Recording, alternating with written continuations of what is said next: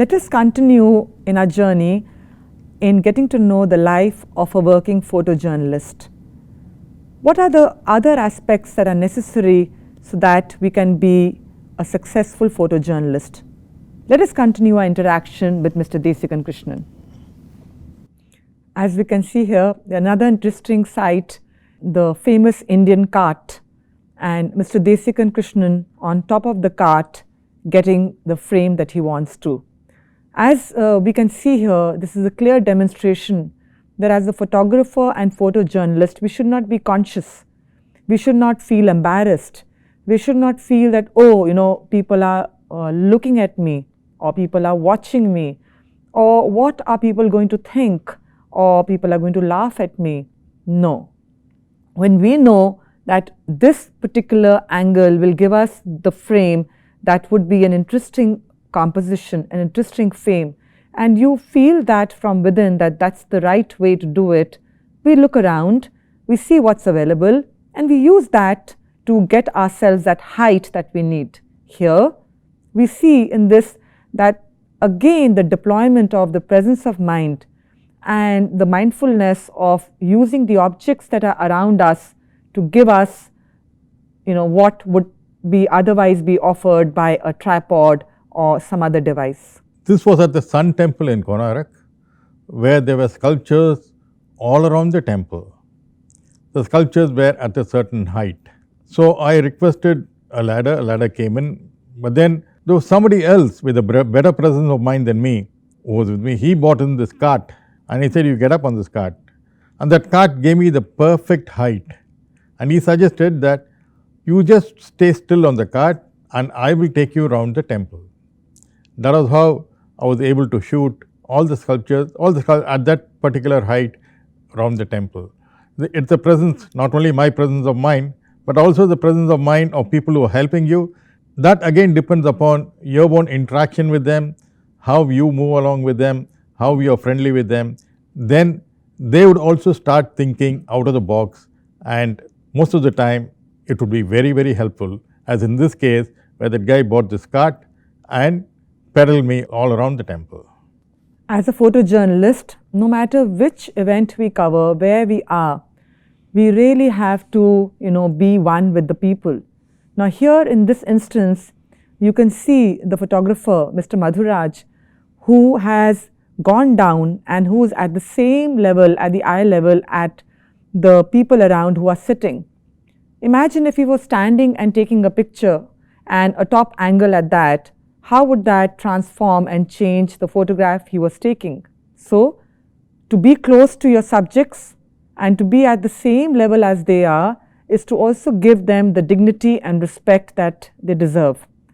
As a photographer and a photojournalist, we have to be conscious of at what height are we at and in which situation what is necessary and relevant. This was again at Kanchipuram. My colleague or the person who came, he was a visual communication student, and he was flat on the ground because the sculptures were at the bottom of the pillar, and even using a tripod, it would not help because tripod wouldn't go so low. So he said, I would lie flat on the ground, and he lay flat on the ground and got a series of photographs there. Wading through bushes is part of a photographer's life. That's why I said you've got to have comfortable footwear, because you're not always going to walk on good pavements or roads, but you got to take the heart with it. So you got to have very, very comfortable footwear. Sometimes you might have to walk miles in like this to get close to the structure you want to photograph or the monument you want to photograph. So comfortable footwear is definitely very, very essential. As we can see here again, Mr. Madhuraj working and being surrounded by his subjects who are also curious and want to see what he is doing. Now, as a photographer and a photojournalist, even though we are reporting on facts and news and stories, we will make connections with people. We will talk with them. They will tell us our stories. We will spend time with them. So, interpersonal skills are also very important. Communication skills are also very important.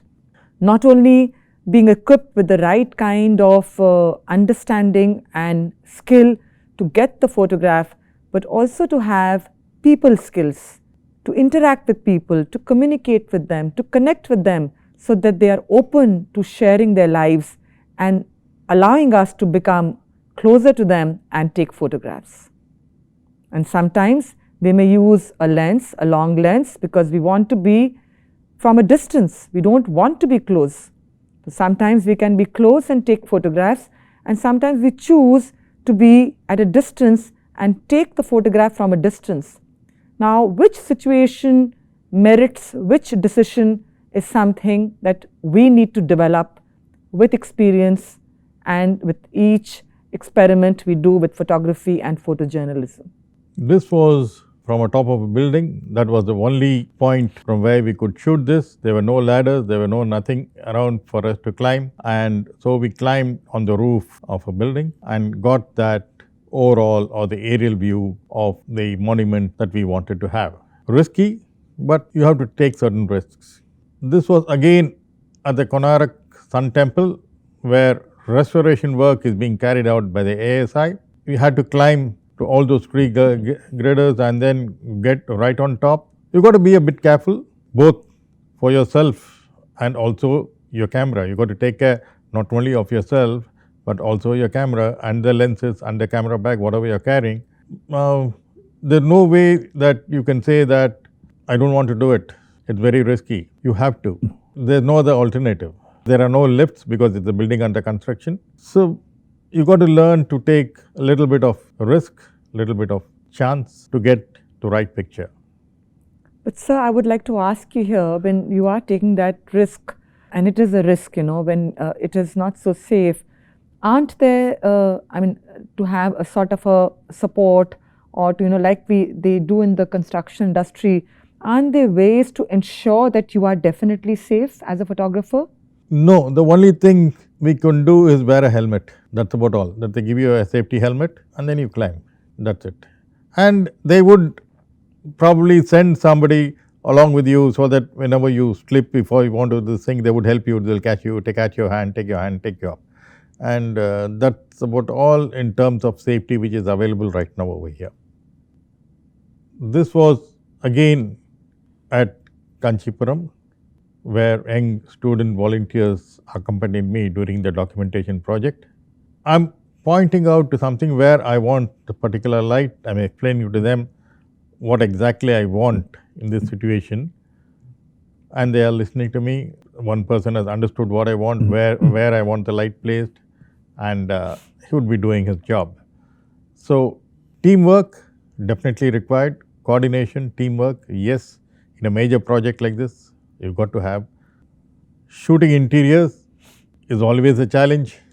Window light definitely comes in very handy with whiteboard reflectors, thermocol reflectors, and reflecting the window light onto the painting.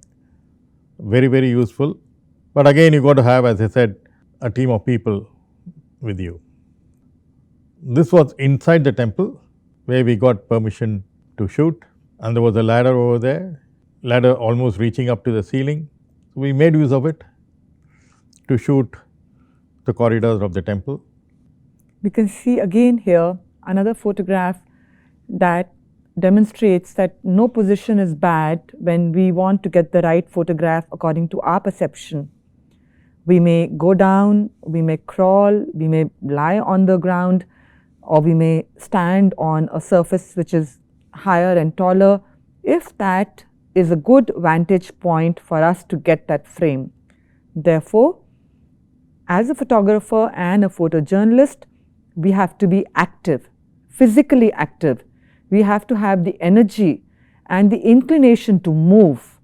If we don't move and go around, we will never find those angles which can really give us the interesting pictures. So, a sense of adventure and a sense of being curious and wanting to explore the spaces in which the photographs can be taken. Here again we see the same, the exploration, the sky behind, the earth below, and using a certain object and device to get a certain composition according to the photographer's perception and interest and way of looking at reality. Again, as I told you, the clothing which you wear helps. If I was wearing a full trousers over there, I don't think I would have been able to get into the water. Luckily, I was wearing a pair of shorts because I knew that I was going near the Ganga. So, I was ready for it, so I could wade into the water. Yes, sometimes priests, as I told you earlier, other people give you that vital information. Here, this person was very fluent in his language Tamil, and he volunteered to write down the details which I wanted. So, I was just telling him what I wanted, and he was writing it down very, very willingly for me. Again, it depends upon your own approach and your own interaction with the people who are in the temple or anywhere else for that matter, who are in charge. Here we can see Mr. Desikan Krishnan getting the olive ridley turtles, and to get the photographs of these turtles, how close he has gone, and he has gone down on the sand and he is totally propped up and ready to get the action as the turtle moves on. If he was not ready in the moment, if he had not thought about going close to the turtle and was standing, the photograph would never happen. So, one has to go close, one has to go at the same level at the subject, and again it means letting go of one's notions that you can take photographs only standing in a normal manner as human beings are on their 2 feet. We may have to go down on all fours sometimes to get the frame. That's going to make a difference. The photograph I was shooting here was the olive ridley turtle laying eggs. Now, eggs will be visible only when you go down to the level of the turtle. You can't be bothered about dirtying your dress, dirtying your jacket, getting mud on your legs, no way. Now, if you're going to look into all that, you're going to miss your picture, you're not going to get your picture. So, you cannot mind dirtying your dress, dirtying yourself to get that right picture.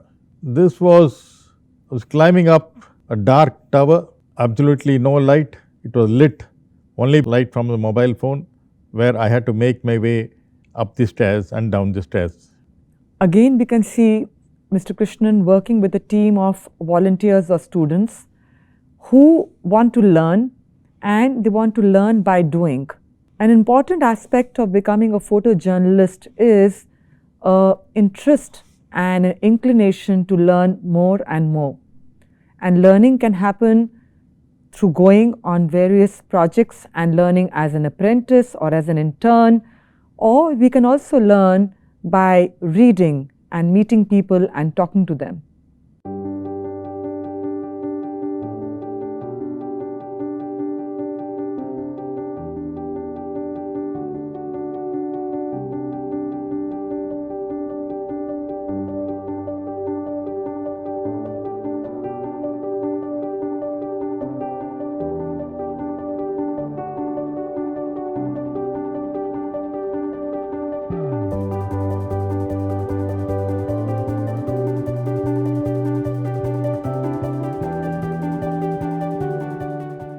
In this video, we have discussed what are some of the skills that are necessary for you to have as a working photojournalist. We will continue discussing these with Mr. Desikan Krishnan in the next video.